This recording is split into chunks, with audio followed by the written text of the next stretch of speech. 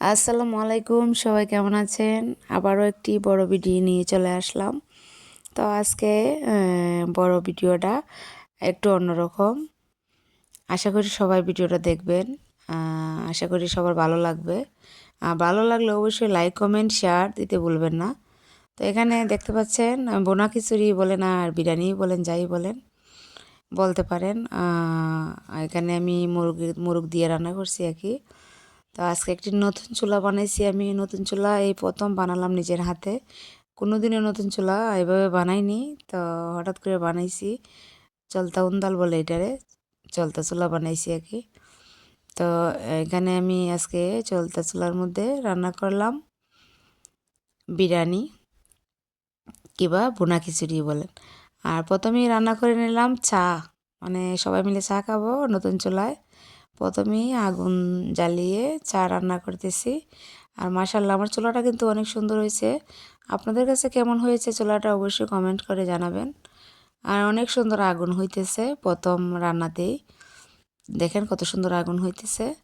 এখানে বিরিয়ানি রান্না করার জন্য তেলের মধ্যে পেঁয়াজ কুচি দিয়ে দিলাম আর গোটা মশলা দিয়ে দিলাম। এদিকে আমার মেয়ে বসে আছে দুটো আর একটা বাইজি, ওরা বিরিয়ানি খাবে। তো আমি বলতেছি একটা চেয়ারের মধ্যে তিনজন বসে থাকো। আর এদিকে আমি রান্না করতেছি, খুবই ভালো লাগতেছে। লাকড়ি দিয়ে রান্না করলে কিন্তু আসলেই অনেক মজা হয় আর ভালোও লাগে। গ্যাসের মধ্যে রান্না করলে এত ভালো লাগে না, লাকড়ির চুলা রান্না করলে আমার খুবই ভালো লাগে।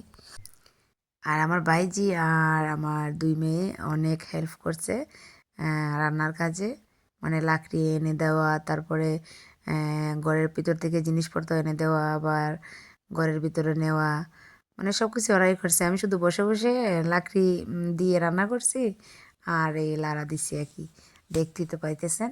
তো এখন মশলাটা দিয়ে দিলাম, সবগুলো গুঁড়া মশলা দিয়ে দিলাম। দিয়ে কারণ রান্নার মধ্যে কী কী দিতে হয় সবাই তো জানেন, আর নতুন করে বলার কিছু নাই। তো আমার মশলাটা কষানো শেষ, এখন আমি মাংস দিয়ে দিব। মাংসর পরিমাণ বেশি না, অল্প। তো অল্প মাংস দিয়ে আমরা অনেক মানুষে খাবো, কিন্তু আমরা কিন্তু একা খাবো না, বলতে গেলে বাড়ির সবাই মিলেমিশে খাবো। তো এখন কষানো শেষ মাংসটা, এখন চাল দিয়ে দিব, চিনি গুঁড়া চাল। আর চিনি গুঁড়া চাল দিয়ে পোলাও টোলাও না করলে কিন্তু ভালো লাগে না। তো এখন বেশ কিছু চাল দিয়ে দিলাম। চালটা দিয়ে ভালো করে চালটারে মাংসের সাথে আবার ভালো করে ভেজে নিব। তো আমার ভাজা শেষ, এখন দিয়ে দিব পানি। এখানে কোনো গরম পানি ইউজ করছি না, ঠান্ডা পানি। তো কেমন হয়েছে ভিডিওটা? সবাই ভালো থাকবেন, সুস্থ থাকবেন, আল্লাহ।